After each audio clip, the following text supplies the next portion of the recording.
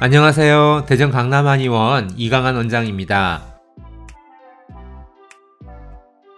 평평태선이란 피부와 점막에 구진과 가려움증을 동반하는 염증성 피부 질환입니다. 평평태선은 병이 진행될수록 구진의 표면이 건조해지고 각질이 발생하며 회색 또는 흰색의 성긴 줄무늬가 나타날 수 있고 일반적으로 가려움이 동반됩니다. 발생하는 부위에 따라 증상의 차이가 있는데 우선 구강 내 평평태선의 경우 흰색 그물 모양 반점으로 나타나며 주로 볼 안쪽에 발생합니다. 일반적으로는 증상을 일으키지 않으나 악화될 경우 통증이 심한 궤양을 일으키기도 합니다. 손톱이나 발톱에 발생할 경우 손발톱이 두꺼워지거나 갈라지거나 능선 또는 고랑이 생기고 심하면 손톱 또는 발톱이 전부 망가지기도 합니다. 두피에 발생할 경우 홍반, 염증 등을 일으키며 어떤 경우는 영구적인 탈모를 발생하기도 하고요. 생식기에 발생할 경우 일반적으로 증상을 일으키지 않지만 피부 점막의 표층이 벗겨지는 경우 이로 인해 압통이 심하게 발생하기도 합니다.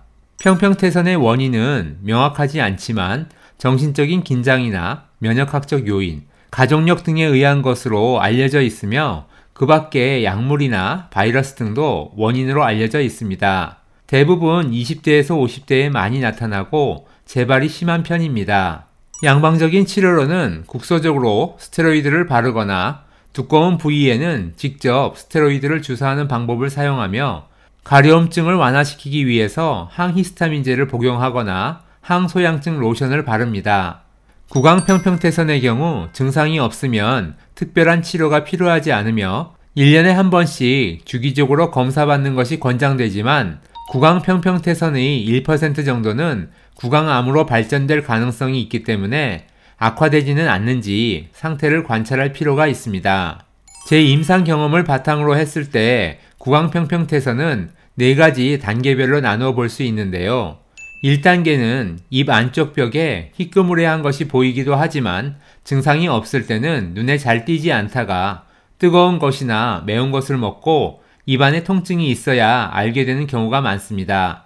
2단계는 흰색이 좀 더 명확해지고 3단계에서는 흰색뿐만 아니라 붉은 염증도 잘 보이는데요. 입안 점막이 붉은 건 염증 반응이 심하다는 뜻으로 붉은색과 흰색이 섞여 나타납니다. 마지막 4단계는 패인 상처인 궤양이 보이게 되고 붉은 기운이 더 강해지는데 이럴 경우 통증이 있을 가능성도 높은데요. 처음에는 그저 구내염으로 오해하는 경우도 있지만 입안 염증이 3주 이상 지속된다면 다른 병일 수 있으니 진찰해 보실 필요가 있고 조직 검사를 받고 불안감을 내려놓으셔도 좋습니다.